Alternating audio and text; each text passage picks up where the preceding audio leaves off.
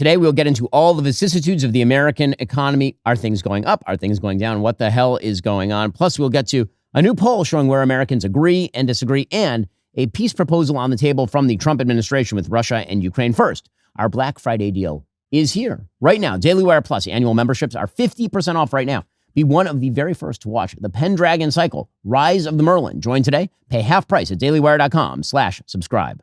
Well, the fate of the Trump administration and perhaps Republicans in Congress as well is tied to American sentiment about the economy. And right now, nobody knows what the hell is going on or which way is up. Yesterday, according to the Wall Street Journal, stocks surrendered gains and closed sharply lower after a whirlwind day of trading that began after NVIDIA posted strong results. The NASDAQ composite led indices lower after being up on the day more than 2%, and then it ended up closing 2.2% lower. NVIDIA itself actually finished the day down 3.2%. So they reported an actual profit of something like $62 billion, and they ended up down on the day. Why? Because people are expecting that there is, in fact, an AI bubble. And that expectation is not unreal. Again, whenever there's a transformative technology, people seem to think that just because there is a bubble, that means that the underlying technology is not transformative. If you look back at the history of investment, there is always a speculative bubble around brand new technologies, and then failing companies tend to get cleaned out, and you remember the successful companies. So you remember Henry Ford because Ford ended up being a wildly successful company. But there were dozens of other automobile companies that were startups at the time that ended up crapping out. In fact, Ford had several of them before he actually started the Ford Motor Company. The same thing was true of the internet. When the internet bubble burst in 2000, everybody remembers pets.com as sort of the thing that represented the era. But what we should remember is that actually the internet has completely transformed everybody's life. We all work on the internet. We all do commerce on the internet. We all interact on the internet. The stock market bubble of 2000 did not mean the internet wasn't important. There were idiots like Paul Krugman who tried to suggest that it wasn't important. It was very important, but that is not mutually exclusive to a bubble. And that's also true with regard to AI. So people are looking at the current AI boom, and they're thinking that at some point here, it has to crap out. Some of these companies are just not going to be able to develop the kind of margins or gross income that justifies the investment they are currently making. OpenAI being the most obvious example of a company that is not publicly traded, but has so many contracts with publicly traded companies, ranging from Oracle to NVIDIA, that if it craps out, then that could take down a bunch of companies with it, or at least severely damage their market capitalization. According to the New York Times, it would not be a stretch to describe this period of hyperactive growth in the tech industry as a historic moment. NVIDIA said on Wednesday its quarterly profit had jumped to nearly $32 billion, up 65% from a year earlier and 245% from the year before that. Just 3 weeks ago, NVIDIA became the first publicly traded company to be worth $5 trillion, meaning NVIDIA is now worth more, according to the stock market, than the entire economy of Germany. But some industry insiders say there is something ominous lurking behind all the bubbly news. They are looking at the eye-popping growth and the same stunning wealth creation as Jensen Huang, and they see a house of cards. Even NVIDIA's growth can be explained away because, again, demand for the company's chips doesn't mean that people want to use AI. It means that companies are building giant AI systems in the hope that somebody will pay to use them eventually. And this is going to be the question. At some point, the productivity generation from AI is going to have to start matching up to the investments that are being made. Evan Conrad, a chief executive of San Francisco Compute, a startup specializing in AI, says Stargate alone, if it does actually reach $500 billion, would be the largest infrastructure project in the world several times over. Stargate is, of course, a $500 billion data center project in the United States, enough to fund the Manhattan Project 15 times over. It could pay for the entire Apollo Moon program twice. So the amount of investment at some point is going to have to be channeled into actual gains. Goldman Sachs estimates NVIDIA, for example, will make 15% of all of its sales next year from what critics call circular deals.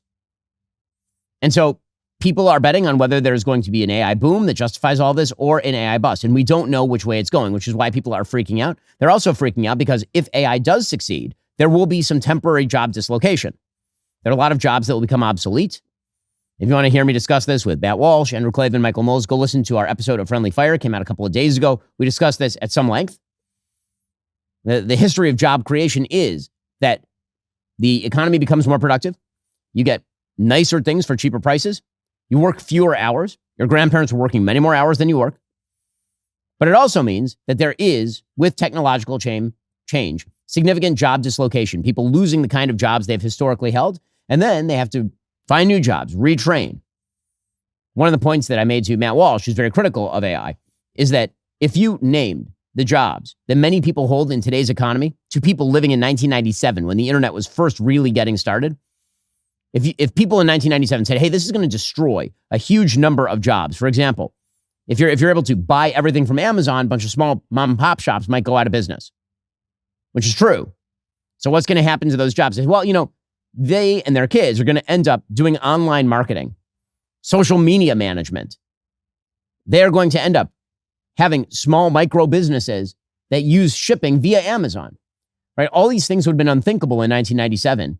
Amazon was a used bookstore company. I mean, that's what it was. It sold used books to start. And yet we've generated millions and millions of jobs off of areas that we didn't even know exist. And this is just the way the economy tends to work. That doesn't mean that the angst and the heartburn about job dislocation are somehow false.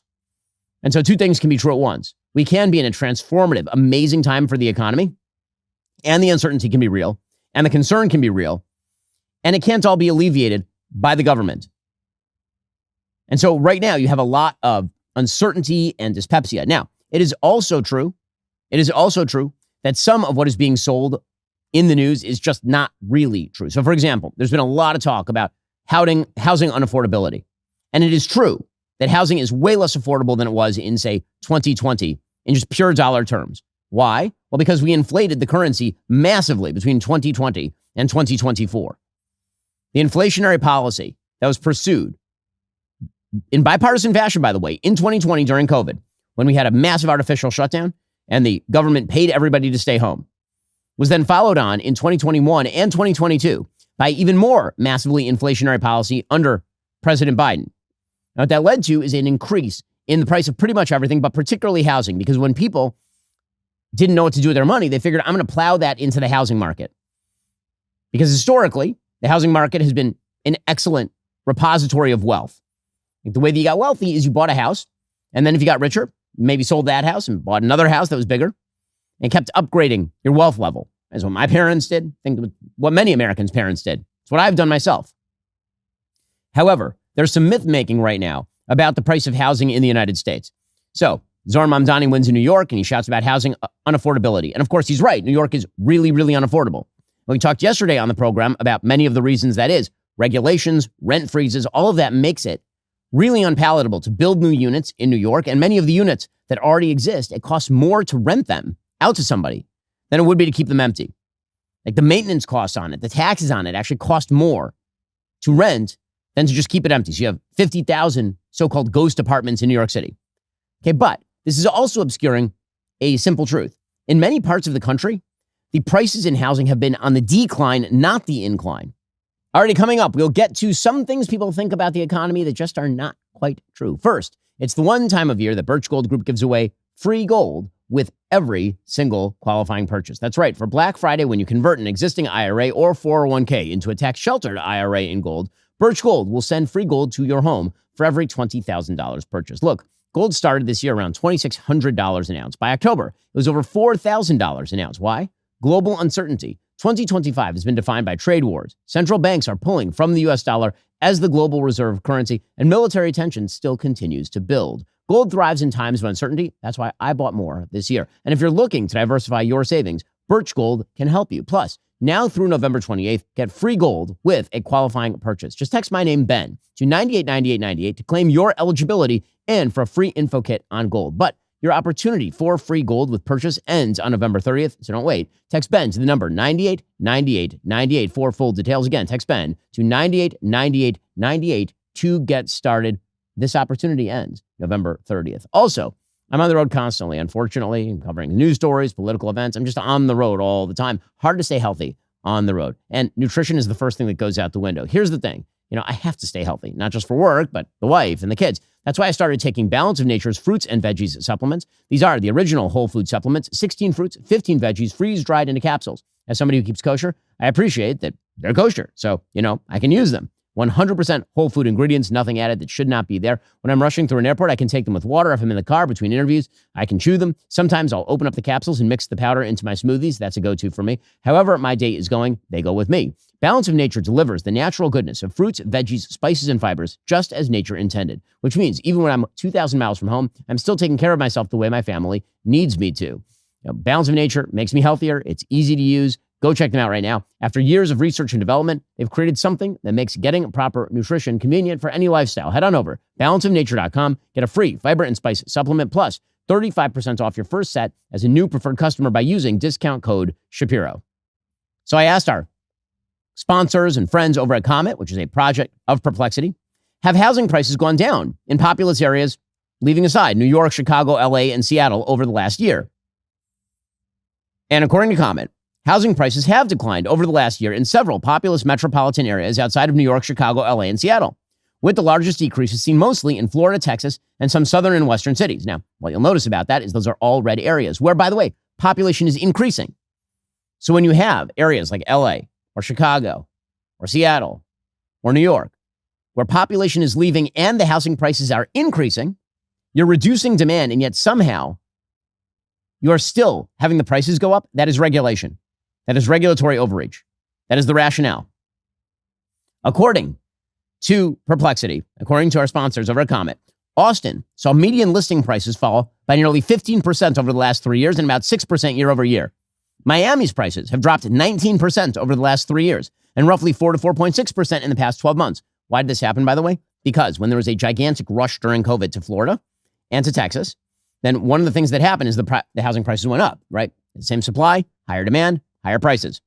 Okay, but then what happened? Every developer in Florida decided to build. The building went nuts in Florida. The building went nuts in Dallas and Austin and Houston.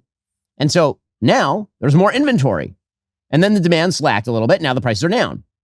Tampa has experienced a 6.2% year over year decline. Dallas and Houston saw home values decrease by 3.9% and 1.9% respectively. Atlanta recorded a roughly 3.1% decrease in home values. There are a bunch of areas, actually, that have experienced year-over-year declines between 0.9% and 4.3%. Many of the areas in the Rust Belt and the Midwest saw home prices increase, but some of that is because a lot of those home prices were already fairly cheap. Right? If you were looking at a house in Cincinnati, it's not going to cost you what a house in, say, New York would cost. Nationally, U.S. home values have actually remained mostly flat over the last year. So it's important to look at the contrasting areas. The United States is not homogenous. Saying that it's unaffordable to live in New York City does not mean it is just as unaffordable to live in Austin. Now, that doesn't mean there aren't affordability problems in Austin. Groceries, particularly, have been a major issue. And again, that's because the value of your dollar just is not worth what it once was, because there are more dollars chasing the same number of goods. As Milton Friedman famously said over and over and over, inflation is anywhere and everywhere a monetary phenomenon. What he meant is you really get inflation as a factor of how much money the government is pumping into the economy. With that said, having to explain this, like explaining this in real ways, is the job of the Trump administration. And one of the things that they are falling into is this routine where they either say that people's feelings are fake, which, I can say because, again, that's my show. And I can say that facts don't care about your feelings, but politicians, feelings very often don't care about their facts. Howard Lutnick, the Commerce Secretary, he's been saying that the economic dyspepsia is fake news. Well, it may be true that much of what is being distributed about the economy is fake news. The dyspepsia is not fake news by the polling data. It's just fake news. You've got so many factories being built. I know people talk about when the factories come online, but the construction jobs alone, you can't invest $3 trillion a year without driving our GDP off the charts. You're going to see 4s, you're going to see 5s, and you're going to see 6% GDP growth under this president because the factories coming home, the tariffs are bringing them home. Okay, so again, it is not true that the tariffs are bringing manufacturing home. That is not true by the statistics. However, some of the angst about the economy is in fact overstated. The idea that you absolutely cannot get a job anywhere. We have a 4.4% unemployment rate. Okay, by historic rates, that is actually close to full employment. And in many of the high-tech industries, we actually still have more job openings than we have job applicants in some of these areas. Meanwhile, the vice president is begging Americans for patience. which, the problem with begging people for patience is that they are not patient. And even though we've made incredible progress, we understand that there's a lot more work to do. And the thing that I'd ask for the American people is a little bit of patience. This economy was not harmed in 10 months. It took a deliberate 4-year administration that was making life harder for everyday Americans, that was importing foreign workers instead of giving jobs to American workers, that was overregulating, overtaxing, overspending. They were doing everything wrong. And as much progress as we've made, it's going to take a little bit of time for every American to feel that economic boom. Okay, so we will see if that is true or if that is not true. Okay, but one of the things you actually do have to explain to the American people comes with some strings, right? If you explain, as I just did, that the economy is heterogeneous, that living in Florida and Texas is not the same thing as living in New York, and that blanket solutions are not going to work the same way. That is a politically difficult thing to do, but it is a politically necessary thing to do, because otherwise people are going to look at the solutions that you are proposing, and when they don't work the way they think they should, when the housing affordability crisis in New York does not alleviate, they blame you for that. Right? You see some of this in the marketing from the administration. So the Department of Homeland Security, they put out a tweet yesterday in which they basically suggested that every single problem in the United States can be attributed to illegal immigration. Now, there are a lot of problems in the United States that can be attributed to illegal immigration. But to sort of use the hammer available to treat every single thing as a nail is a mistake, and no one's going to buy it. They put out a tweet yesterday that said, rent is too high. There are tens of millions of criminal illegals in our country. Okay, so first of all, there is some truth that there is upward housing pressure based on the population. That is true. It is also true that illegal immigrants are likely to be living, many people, to some of the cheapest housing in America. They're not the ones who are taking up suburban houses for the most part.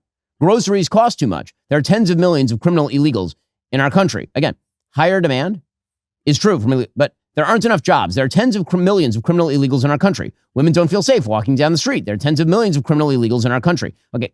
Again, I'm not even arguing that criminal illegal immigration does not actually drive up prices or create traffic or put pressures on the healthcare system. All of that is true. But the conclusion here, which is many problems, a simple answer. No, actually. Many problems may have one factor that is a simple answer, but that is not the only factor. And pretending that it is likely to result in, again, fruitless promises. Because first of all, this administration they're not going to deport 20 million illegal immigrants. It's not going to happen. The administration is deporting some people, for sure. We have seen one of the tremendous achievements of the administration is that the job growth that has occurred under the Trump administration is going to American-born workers. It is not going to foreign-born workers, illegal immigrants, and the rest. And that's a good thing. But promising a panacea is a mistake, because then people expect more than they are likely to receive. Now, with that said, Democrats do the exact same thing. Hakeem Jeffries, the House Minority Leader, yesterday, he suggested, so if J.D. Vance is suggesting that home ownership is unaffordable due to illegal immigration, which again, maybe on the margins true, but that's really not why housing is unaffordable as a general rule. Hakeem Jeffries is saying that home ownership is unaffordable because of climate change, which is just insane. Home ownership has become unaffordable in far too many places, ripping away the possibility of home ownership for millions of Americans. And we know that home ownership has always been central to the great American dream. And so it's incredibly important that we deal with the climate crisis, because there is only one Earth. There is no planet B. We have no other option. Okay, well, I mean, really? So your solution to affordability is to yell at the sun? Good luck with that. Yeah, folks, there's stuff that's solvable and there's stuff that is not solvable. And there are solutions being provided that are real, and then there are ones that are not particularly real. When it comes to the economy, the best thing the government can do is get the hell out of the way. As both a mid-range and a long-range strategy, that is the best thing the government can do. You can always have a short-range strategy, a sugar high where the government pumps money into an economy, or the government subsidizes an industry, or the government regulates out of existence some sort of practice. You can try all those things. They are short-term, temporary solutions that actually exacerbate the midterm to long-term problems.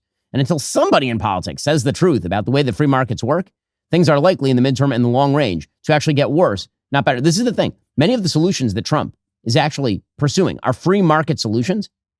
And those are the ones you should be talking about because they are, in fact, working. They are, in fact, doing the thing they're supposed to be doing. Already coming up, we'll be joined by Stephen Moore, economic advisor to the President of the United States. First, if you're ever worried about the safety of your home, you need to hear about SimpliSafe and their early access Black Friday sale. Traditional security systems only respond after somebody has already broken into your home. SimpliSafe works differently. With Active Guard outdoor protection, AI-powered cameras can detect threats while intruders are still outside and then immediately alert real security agents who spring into action. Here's what makes this a true game changer. Those agents don't just watch, they actively confront the intruder in real time, speaking directly to them through the camera to let them know they're being watched. The police are on the way, if necessary, triggering a loud siren and spotlight. While other systems have cameras that let you talk to intruders yourself, they depend on you seeing the alert in the first place. SimpliSafe's monitoring agents have your back 24/7, confronting threats even when you're not available, which means they can actually stop crimes before they happen. We've got SimpliSafe for the studio, means that, all this beautiful stuff around it, it'll still be here in the morning. Plus, there are no long-term contracts or hidden fees. You can cancel anytime. No wonder they've been named Best Home Security Systems by U.S. News and World Report for 5 years running. Do not miss out on SimpliSafe's biggest sale of the year, 60% off. Right now, our listeners can save 60% off on a SimpliSafe home security system at simplisafe.com/Shapiro. That's simplisafe.com/Shapiro. There's no safe like SimpliSafe. Also, Black Friday deals are live. Right now at Jeremy's Razors, we are taking up to 50% off.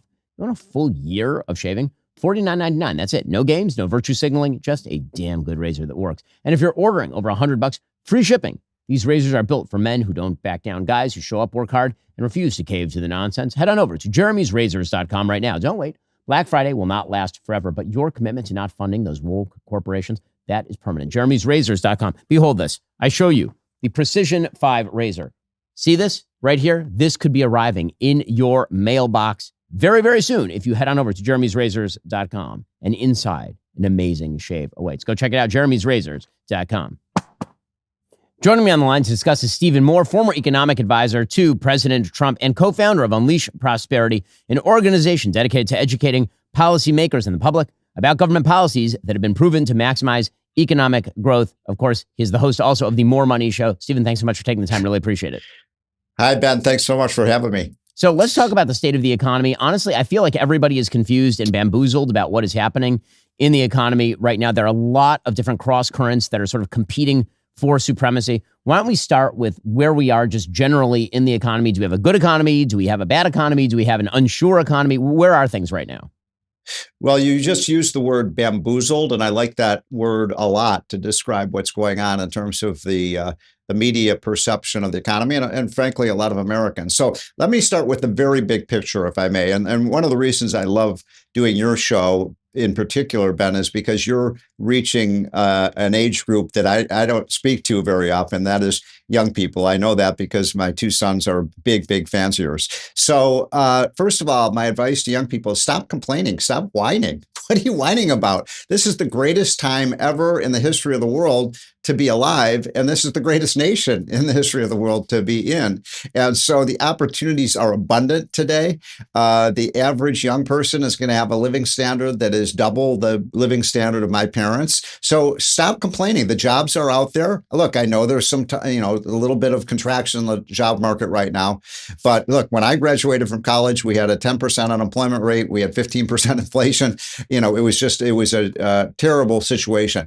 I'm bullish on the U.S. economy. I think anybody who gets off their buff and gets off their computer games and watching TV and goes out and get a job, they're out there. And one other quick piece of advice to people under the age of especially 25, the best thing you can do is get a job. Even if you're 19, 20 years old, 17 years old, the younger you get your first job, Ben, the more successful you will be in your life.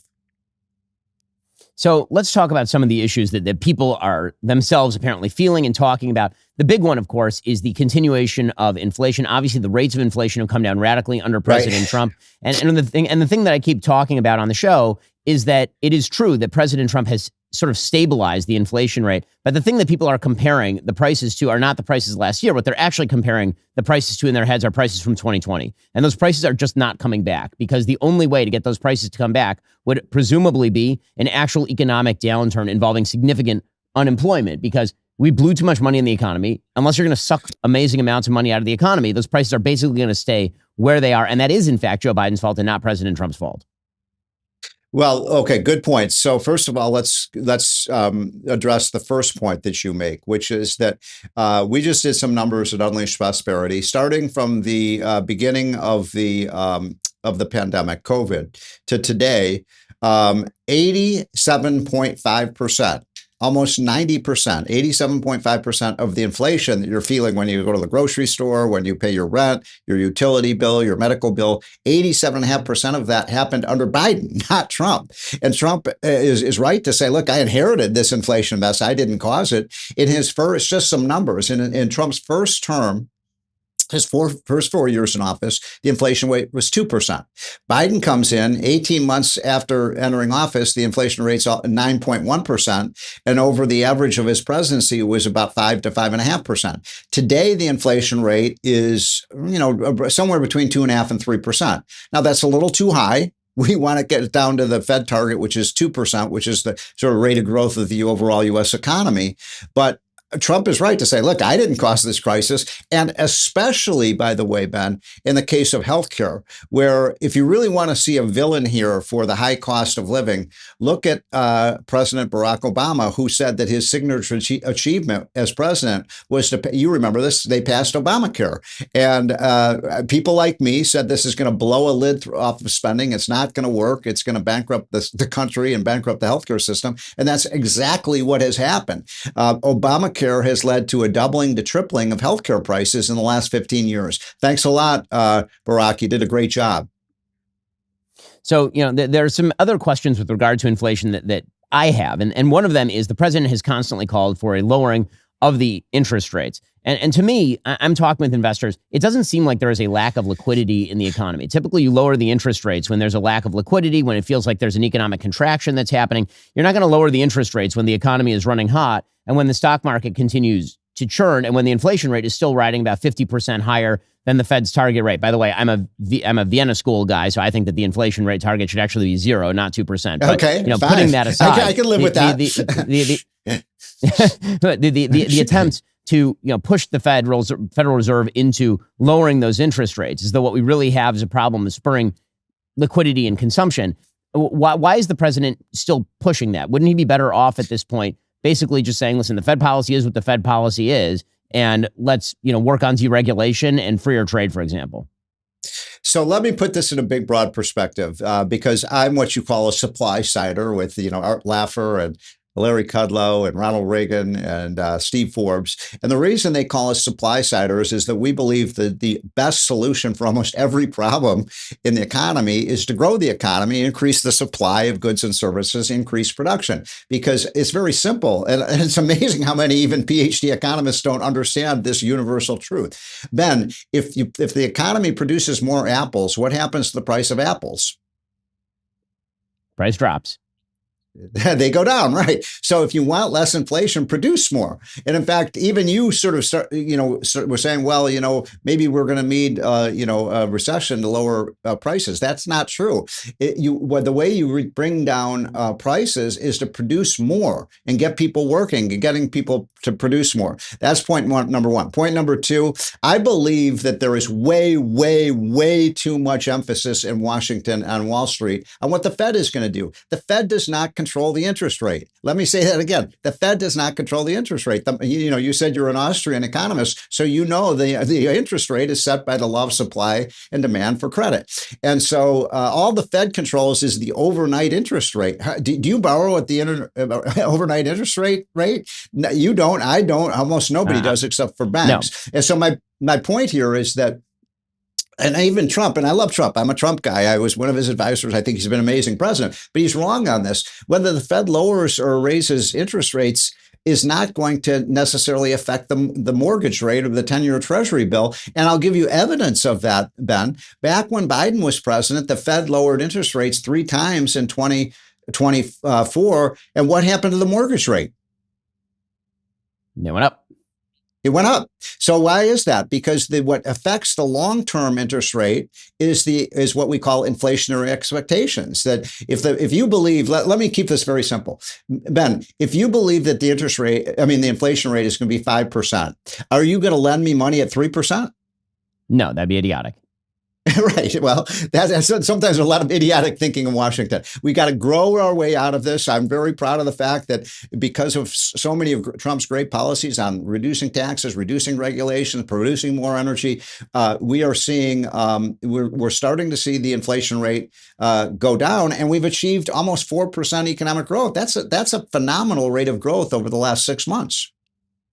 Okay, so meanwhile, there are a lot of worries, obviously, about AI, and not just about AI itself. I tend to be an optimist when it comes to tech, but about whether we are actually in a stock market bubble, because the vast majority of gains in the Dow Jones Industrial Average, for example, have accrued to the Mag 7. The Mag 7 represent an extraordinary percentage at this point of all stock market growth over the course of the last several years. Obviously, NVIDIA's numbers are eye-watering and eye-popping. According to the markets, the company NVIDIA is now worth more than the entire economy of the country of Germany. And so, when you look at NVIDIA, and then you look at the sort of circular deals that are being made between, say, NVIDIA and private companies like OpenAI, where OpenAI is talking about expending $1.4 trillion in capital over the next 10 years just on data centers and data infrastructure, and they generated a $20 billion return this year. There are a lot of people, including me, are pretty nervous that we may be in an AI bubble. Not to say that AI isn't important, but two things can be true at once. AI can be really important and transformative. Sure. And also, whenever you get a new technology, there tends to be a lot of speculation in that area. And then it tends to consolidate down into the most productive companies. This happened with the internet. Hell, it happened with cars. Yes. So would we be surprised if this happened with AI as well? Well, I could probably talk to you for about 45 minutes about AI, and there's a lot in that question, but I'll just make a couple of observations on this. Number one, I mean, I'm so envious of younger people like you. I'm 65, but especially people in their 20s and 30s, you're going to see the most amazing economic transformation over the next 25 or 30 years. I mean, it's amazing what is coming. Just to give you an example, Ben, I just joined the board of a company called Lightspeed, and we build houses with robots. Within probably how long? I mean, in 10 years, there won't be truck drivers. All trucks will be automated. Already in a lot of parts of the country, Uber and Lyft cars are automated. So you get in the car, and by the way, this dramatically reduces prices because you don't have to have a human driving the car. A machine does. This is very much like the revolution that happened in agriculture 100 to 150 years ago, where it used to be 35 out of every 100 Americans was working in the fields, and now 2 out of every 100 work in the fields, and we produce more food than we can possibly consume. And so this is going to be an exciting period ahead. You asked the question of whether there's a bubble. Maybe. I'm a little nervous about it too. But think about this. I mean, you want to, go USA. We have 7 companies, the Magnificent Seven. You mentioned a few of them: Amazon, Apple, Google, NVIDIA, Microsoft, Tesla, Meta, that are worth more than all of the companies in Europe combined. So we need to dominate the AI and robotics age the way we've dominated the internet age. How did we do that as a country? What was the key to making America so completely dominant in the internet age? You know what it was? Back in the mid-1990s, when, of all people, Bill Clinton, a Democrat, was president in a Republican Congress, we passed a bill that basically said we were going to make the internet tax-free, subsidy-free, and regulation-free. And we just created the Wild West. We just said, go out there and build these companies. And we built these amazing, amazing companies. You're right. There's going to be some sorting out. You may recall that in 2000, there was a crash in the technology market. It was a pretty deep crash because prices did get overvalued. But, that's the way markets work. Well, meanwhile, there is dyspepsia. You mentioned young people and the job market. And because the educational system is now, we're in a transitional economy, right? We're in a period where we're moving from agriculture to manufacturing, or manufacturing to service. I mean, it is that large of a shift. Right. And so there is real concern, and I understand it on an individual level, about the job dislocation that's going to happen, right? There's no question that, for example, automating trucks is going to make things more efficient. It's going to bring down prices for the vast majority of Americans. Where do the truck drivers go is always the question. Right. And so, I think that this is one of the dangers for the Trump administration or for any administration that's in power, because there is the creative destruction that Schumpeter describes when it comes to markets is real. And there is a destruction half to that creative destruction, meaning, in 10 years, all those people will have new jobs. But what happens in the meantime? What would you say about the potential of AI to wipe out huge numbers of jobs? And how long do you think it takes for that to move through the market and then create new jobs that we've never even heard of yet? Well, the whole idea, let's just start with what economics is all about. It's about increasing production of goods and services. And the idea is to create as many resources as possible with the least amount of work, right? And labor. And that's what's essentially happening with this, just like it happened with the age of the tractor and then the age of the computer and now the age of AI. I'm very concerned about our education system. I don't think we're preparing young people for this revolution. I mean, you got kids that are graduating with political science degrees and psychology degrees and ethnic study degrees, and guess what? There's not a big demand for that right now. So they're spending sometimes $200,000 for a college degree that it really isn't very worthwhile. I believe just one tip for young people, and I said it before, but I'm going to say it again. The younger you start working, Ben, the evidence is crystal clear about this, and it's been true for 200 years. The younger you start working and getting that first job, the more successful you will be in your life. And people go, "Oh, Steve Moore's for child labor." I'm saying, look, my wife grew up on a farm. She is one of the most productive people I've ever met. She's incredible. She started working. She's 11 years old, cleaning out the stables and things like that. So this idea that you got 25-year-olds who haven't worked. Well, that is Stephen Moore. You can go check out all of his work over at Unleash Prosperity. Stephen, thanks so much for the time. Really appreciate the insight. Thank you, Ben.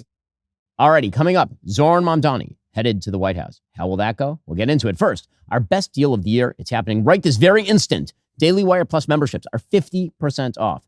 It's honestly hard to find something negative about that, even on the internet, even on social media. Well, probably on social media you could if you really tried. But anyway, you get uncensored, ad-free DailyWire shows an hour early before anyone else. You get live chats with the show. You get investigative journalism. You get our entire library of premium entertainment. And that does include the Pendragon Cycle Rise of the Merlin, premiering January 22nd, except that all access members get exclusive early access on Christmas Day to the first 2 episodes. Go to dailywire.com/subscribe. Save 50% on your DailyWire Plus annual membership right now.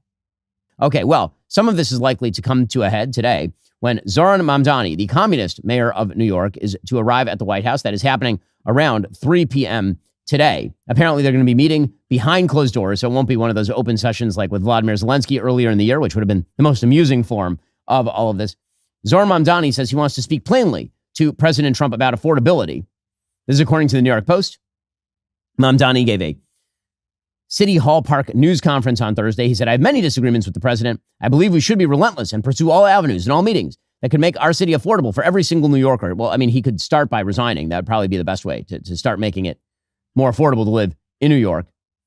He said, "I intend to make it clear to President Trump I will work with him on any agenda that benefits New Yorkers. If an agenda hurts New Yorkers, I will also be the first to say so." The White House is significantly more skeptical of Zohran Mamdani's visit. Here is Caroline Levitt explaining. It speaks volumes that tomorrow we have a communist coming to the White House because that's who the Democrat Party elected as the mayor of the largest city in the country. I think it's very telling, but I also think it speaks to the fact that President Trump is willing to meet with anyone and talk to anyone and to try to do what's right on behalf of the American people, whether they live in blue states or red states or blue cities. Yeah, by the way, it is also true that Zohran Mamdani continues his unbroken record of virtue signaling to the worst people in America. So one of the big controversies that is broken out in New York is that just the other night, a bunch of anti-Semites, and I use that word advisedly because of what they were yelling, gathered outside of an Orthodox congregation in Manhattan's Upper East Side, chanting from New York to Gaza, globalize the Intifada. Again, globalize the Intifada, that is a violent call. Okay, Intifada is a violent uprising. Calling to globalize the Intifada in New York means go kill people in New York. That's what that means. So why were they outside a synagogue yelling? I mean, by the way, they're also chanting, "Resistance, you make us proud. Take another settler out." They consider every Jew in Israel to be a settler. I don't know how else to describe that other than Jew hatred. I mean, that's what that is. They were literally outside a synagogue in New York. What were they protesting? There's a group called Nefesh B'Nefesh. in Israel that facilitates for people who want to move to Israel. If you're in England, America, wherever, they help facilitate your move to Israel. So how did Zohran Mamdani respond to the anti-Semitism? Well, he blamed everybody. His spokesperson said, quote, "The mayor-elect has discouraged the language used at last night's protest and will continue to do so. He believes every New Yorker should be free to enter a house of worship without intimidation, and that these sacred spaces should not be used to promote activities in violation of international law." That is an insane statement. Nothing that was happening in the synagogue violates international law. First of all, there are a few problems. One, international law can go screw because it's the most useless pile of crap that ever was conceived by man or anyone else. It's ridiculous. There is no such thing as international law. There are just international interests. The notion that there is a governing body that decides what is right and wrong, that includes Russia and China and Iran, it's absurd. It's ridiculous. American domestic law protects First Amendment religious activity. International law typically protects some of the worst people on earth while attacking places like America, which is why the United States is not a party to, for example, the International Criminal Court that Zohran Mamdani likes to cite. The International Criminal Court used by human rights violating regimes like South Africa as a sword against any place they don't like. Ridiculous. Okay, but beyond that, again, from a purely American perspective, New York is not an international city, it's an American city. If you're an American living in an American city and your mayor is saying that you can't go to your synagogue or church because you might be, quote unquote, violating international law. I mean, listen, there are international standards that pertain to, for example, the quote unquote abuse of religious materials that largely are focused on not violating the scruples of radical Muslims.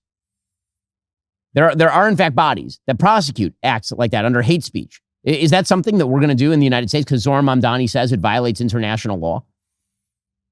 What a joke he is. Truly a joke, and more than that, a dangerous joke. All right, it's time for some fast facts. Hey, let's begin with some fascinating polling data. This is from Gallup. Americans are actually showing some consensus on issues. I know, it's shocking. Those issues are, for example, democratic values. So, asked whether political leaders should compromise with the other party to get some things done, even if they don't like some parts of the compromise, or whether political leaders should stick to their beliefs and avoid compromise, even if nothing gets done, 80% of Americans believe that political leaders should compromise with the other party to get things done. Now, of course, when you dig beneath the hood, the question is, what's the nature of the compromise? But Americans are not actually, in fact, begging for kind of the wild partisanship that was demonstrated by the Democrats during the latest government shutdown. On political violence, 83% of Americans say it is never okay for people to use violence to achieve a political goal. And by the way, that does include a broad majority of Democrats. This one is kind of fascinating. On the question of whether the U.S. is stronger as a nation because it has people from different races, religions, and cultures, or the U.S. is weaker as a nation because it has people from different races, religions, and cultures, 84% of Americans believe the United States is stronger as a nation because it has people from different races, religions, and cultures. That America is not, in fact, homogenous. Now, we will get into another under-the-hood question in a minute here from this poll about how fast American culture has been transitioning, which is the real objection that many people have. And that's being misread. That objection, which is a very real and legitimate objection, is being misread into a critique of America as a creedal nation entirely by large parts of the right at this point, where people say things are changing too fast. We don't want this many people coming in. Mass migration is changing the fabric of the country incredibly fast and in the wrong ways. Those are all legitimate perspectives, and they are all perspectives that I think most Americans probably agree with. However, to read that into, okay, what we need is a homogenous nation, racially, religion, like totally homogenous. That, of course, is not traditionally American, and it is a massive electoral loser. On facts versus opinions, 88% of Americans say there are facts and then there are opinions. Only 10% of Americans say facts are just opinions and points of view. Okay, so again, some of the breakdown here is really, really interesting. So that under the hood question that I think is the big one that is dividing the country, basically right down the middle, is the nature of change in America. The right is not anti people of all races or people of a wide variety of religions, while acknowledging, of course, the biblical heritage of the United States. The question is the pace of change. So, according to this Gallup poll, for this statement, please indicate which comes closer to your view, even if neither is exactly right.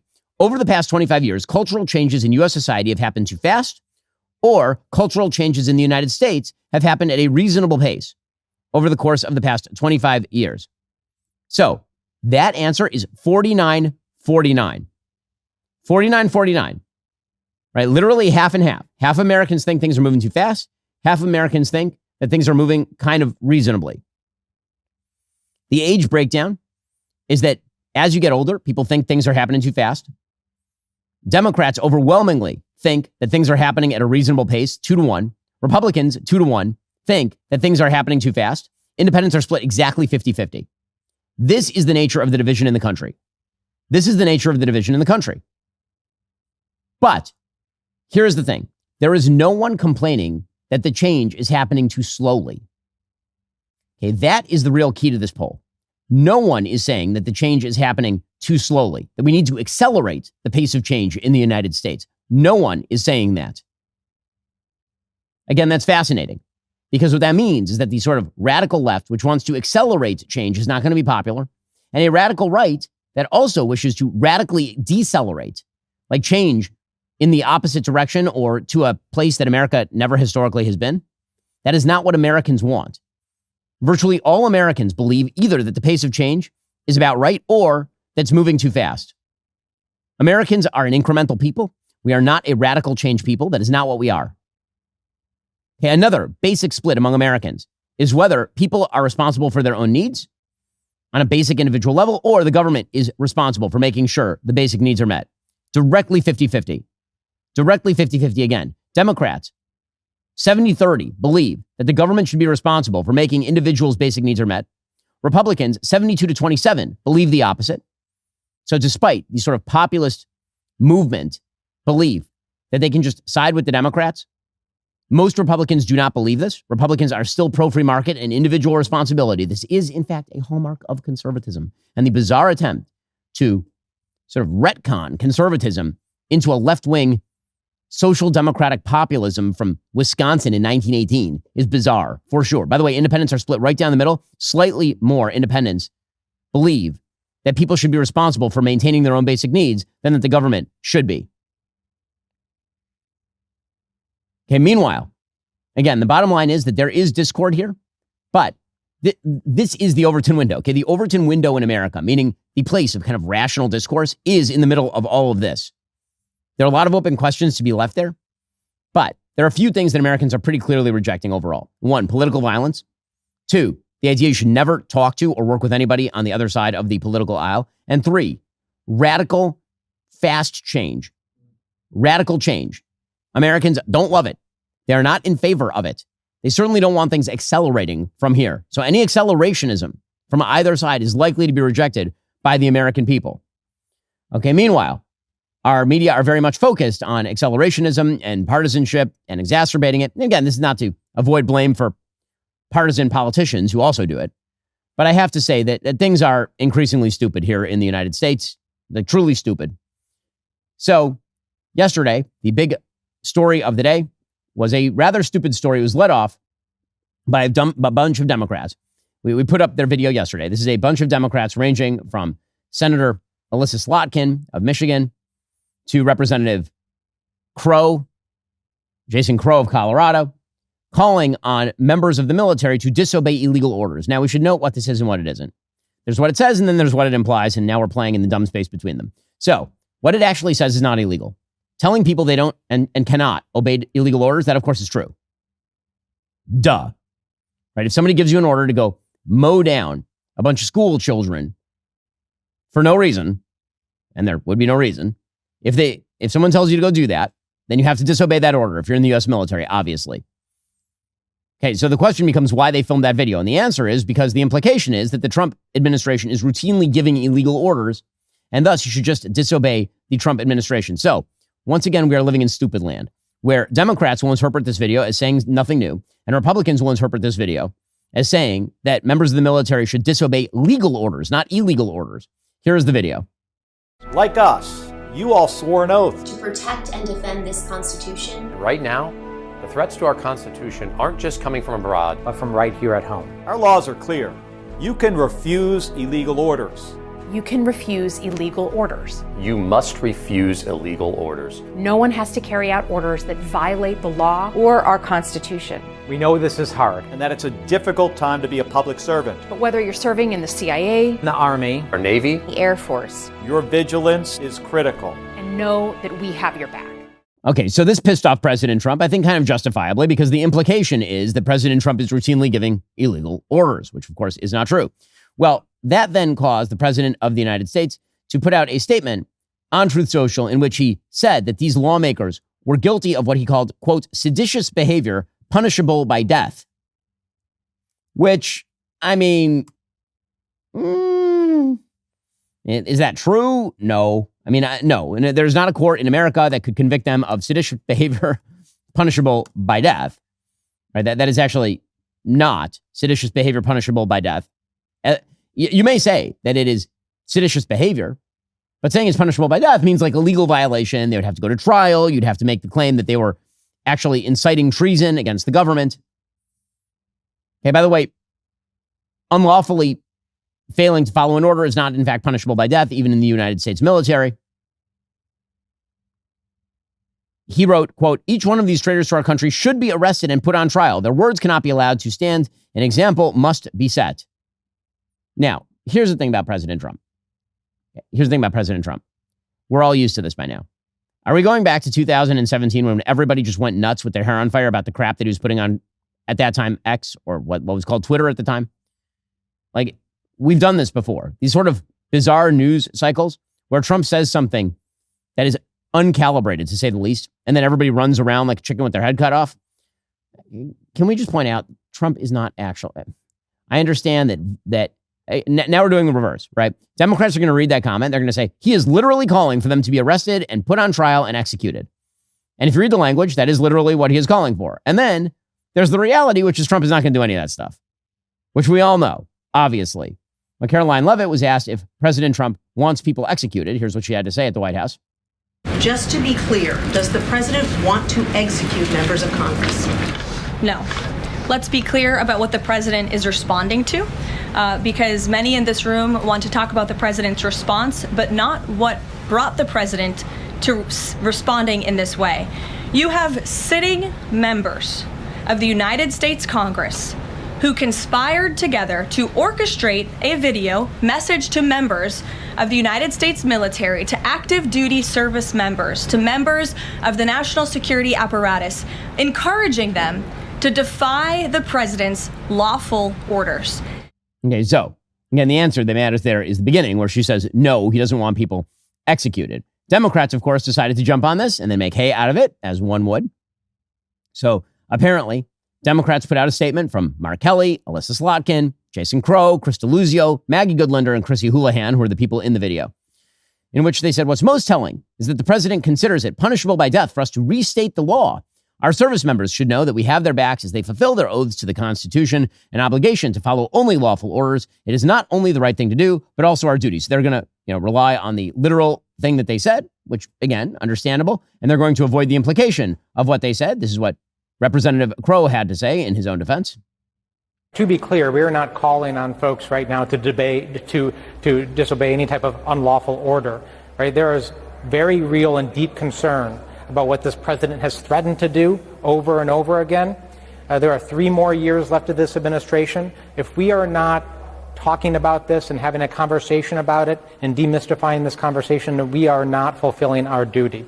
We are reminding people that have taken the oath what that oath requires of them to do. Okay, can I just point out this whole controversy is incredibly stupid, like truly stupid. The Democrats put out there something inflammatory. President Trump bit on the inflammatory thing and said something even more inflammatory. And now everybody is just taking their various sides and complaining about it. This is a stupid controversy.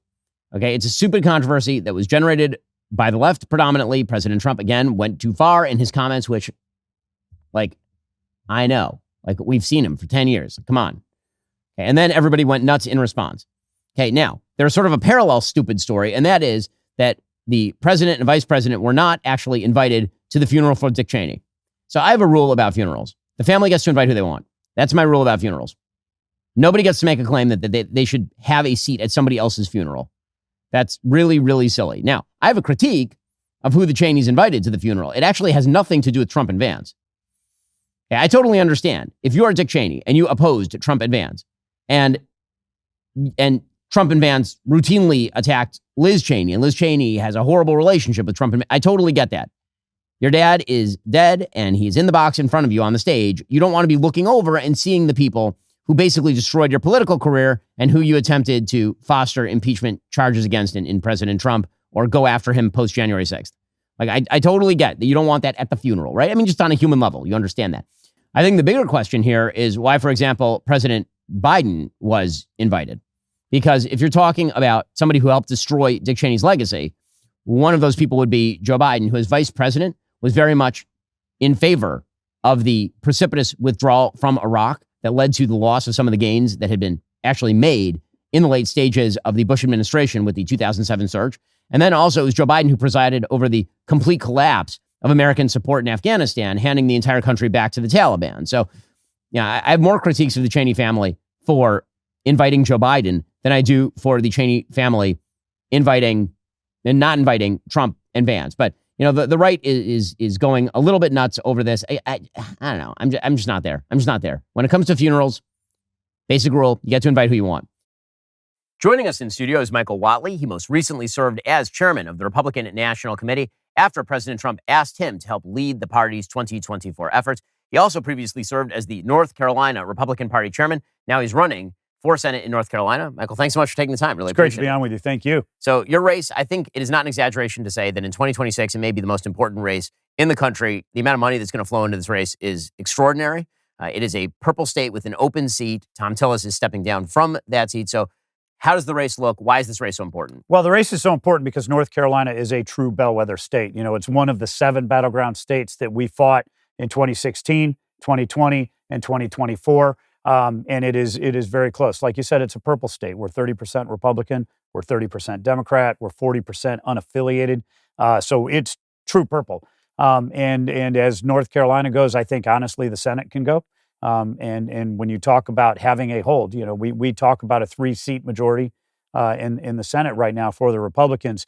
You know, that gets pretty dicey if we cannot hold on to North Carolina. That's exactly right. I mean, when you look at the map, you're looking at North Carolina, you're looking at Maine, you're looking possibly at Texas, possibly at Iowa. It's not an easy map for Democrats, but if they take North Carolina, the map starts to get significantly more blue quickly. One of the problems in North Carolina is that it used to be a little bit more red. It's obviously moved more purple in recent years. There's a bad gubernatorial race last time around. Josh Stein is now the governor in North Carolina. You're facing down Roy Cooper, the ex-governor of North Carolina. Where do you think his vulnerabilities are? What should people in the country and in North Carolina know about the former governor? Well, I think the fact that he is a card-carrying member of the woke mob, and he has portrayed himself very successfully throughout his tenure as an elected official, as an aw shucks guy from Nash County, North Carolina, trying to portray himself as a moderate.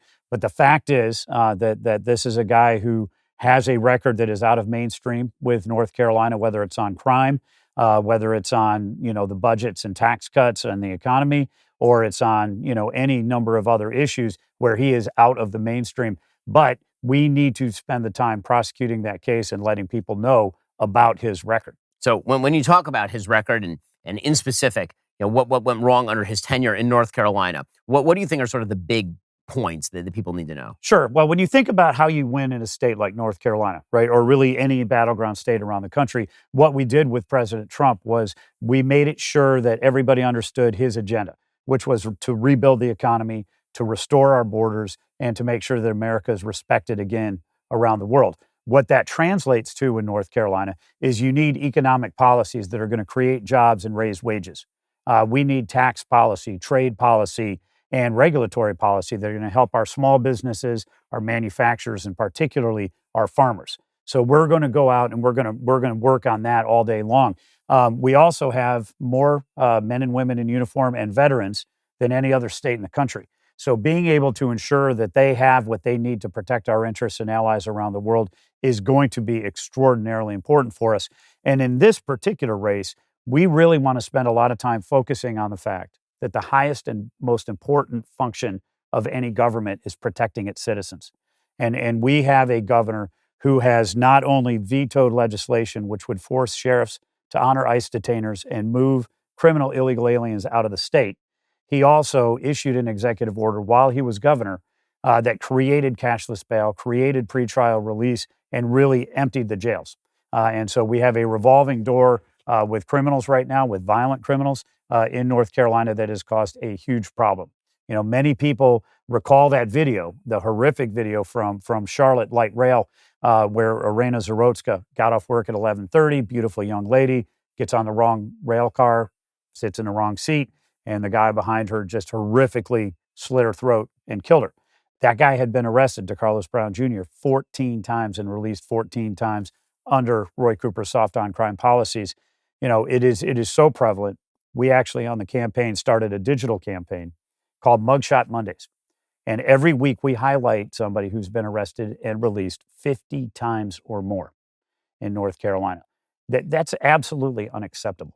And so when we think about what are the issue sets that really are going to matter in a place like Charlotte, in a place like Raleigh, in a place like Wilmington, North Carolina, in our rural areas, our urban areas, it's going to come down to making sure that we're keeping our kids and our communities safe. As I mentioned before, the amount of money that's going to pour into this race is extraordinary. Democrats are expected to raise just tons and tons of money to try and take this seat. It would be a flip, obviously. How much money are they going to raise for this race? We're hearing projections as much as $600 to $800 million is going to be spent in North Carolina. And it was one of the most expensive Senate races in history back when in 2020, the last time we were up with Tom Tillis, and that's the seat that I'm going to be running for right now. So, it is, as you said, the Democrats understand that this is, one where they think they can pick this off. Roy Cooper has raised a ton of money for his governor's races previously, and we know that he's going to have a ton of money. So we're out making sure that we have the resources. But I firmly believe, and Donald Trump is the most clear example of this in our lifetime, that good politics is a reflection of good policy. And that when you go out there and you argue for the issues that the American people vote on, in my case, the issues that the North Carolina voters care about and put solutions on the table, that ultimately is going to be the most important factor in the race. So for people who want to help out your campaign, obviously it's a huge campaign. You've got to get started early. So where should they go to help you out? MichaelWadley.com. That's the website where folks can go and they can invest. They can also sign up to be a volunteer. This is going to be a movement campaign. We need to make sure that we have people that are up and that are out, that are going to be making phone calls and knocking on doors. And most importantly, having that 5-minute conversation. Anytime we have somebody have a 5-minute conversation with a friend or a family member, a colleague, a coworker, to talk about how important this race is, that's really, truly the most important factor that we can have. And they can also follow me on X at WatleyNC. We've got, about 100,000 followers, and we've got a really good presence there and talk about all the issues that we really care about in this race. Well, meanwhile, while the Democrats are spending enormous amounts of money or looking at spending enormous amounts of money in North Carolina, they're having some cash problems of their own. So obviously that used to be your job at the RNC. When you look at the Democratic National Committee having to take out a $15 million loan, what does that say to you? Well, I think it says that the Democrats have really, truly learned nothing after the 2024 election cycle. They ran as an open borders, inflationary policy, woke, weak America party. They lost. They lost the House, they lost the Senate, they lost the presidential race, and they've really, truly doubled down on that agenda right now. It's not a surprise that they cannot raise the type of money that they are used to having, right? And the Republican Party, we set up a very positive relationship with donors and supporters all across the country, and we're able to make sure that we had the resources that we needed. When I left the RNC, I think we were $85 million cash on hand for the DNC right now. To have $3 million cash on hand before that loan, I really think it shows you that not just physically they're bankrupt, but in terms of their agenda. That they do not have an agenda that is inspiring the American people right now. Well, Michael Whatley, good luck in your race. Thank you so much for stopping by. Really appreciate it. Thank you. We appreciate it. Joining us on the line is investigative reporter for the Daily Wire, Luke Rosiak. He is also an award-winning journalist. He just won an investigative journalism award for his Doge reporting, the prestigious Dow Prize. Luke, thanks so much for joining the show. Really appreciate it. Hey, Ben. Thanks for having me. So congratulations on that. Explain what the Dow Prize is and why it matters. It's sort of an alternative to the Pulitzer Prize for conservative-leaning or independent journalists. And it's sort of a big deal. This guy named Dao Feng, who's a businessman who escaped communist China and loves America, teamed up with the National Journalism Center and kind of went all out. So there was this, fancy gala in D.C. on Wednesday. Everybody was there in the Washington, D.C. conservative reporting world. And they gave out some big prizes, including big cash prizes. And all of this is because the Pulitzers, of course, have given awards to left-wing stories that are like literally provably wrong. So let's talk about your reporting on Doge. Obviously, you won an awards for going inside what Doge was doing. What has been the long-term impact of Doge? Because obviously it was a very hot topic very early on in the administration. It seems to have fallen out of the headlines a lot. What do you think the impact of Doge was and is? We've got to make sure it has long-term impact. I think the best thing that happened was sort of just a renewed enthusiasm, putting the idea that we as conservatives should be against government waste back on the radar, because it was certainly something we had kind of forgotten about for a few years there. Obviously, they've got to deal with the injunctions. They've got to make sure that not too many layoffs are kind of reversed because of things like the shutdown negotiations. But I think that really it just was a return to sort of founding principles, that this is a classic thing that Republicans should be concerned about. So there was a lot more attention to things like inspectors general and the Government Accountability Office and people like that, who hopefully will be empowered and will be sort of in the spotlight, even as Doge itself kind of recedes. So, Luke, obviously one of the big factors here was the involvement of Elon Musk. Elon and the president have had some, hot times, have had some cold times. It's been a love-hate, lukewarm, very hot, very cold relationship. Where do things currently stand with the president and Elon? I believe he was in D.C. this week. Traffic was certainly shut down during the awards ceremony. It was very difficult to get in, and I think that's because they had Elon and the Saudis and some others all at the Kennedy Center. So I think they're buds again. So, Luke Rosiak, congrats again on winning this prize. It's very cool for you, very cool for the Daily Wire as well. That's Luke Rosiak, our investigative reporter here at the Daily Wire. Luke, thanks for the time. Thanks, Ben. Alrighty, folks, the show continues for our members right now. We'll get into a strong pitch from the president to Ukraine about a Russia-Ukraine peace deal. What does that look like? Is it good? Is it bad? Remember, in order to watch, you have to be a member. If you're not a member, become a member. Use code Shapiro at checkout for 2 months free on all annual plans. Click that link in the description and join us.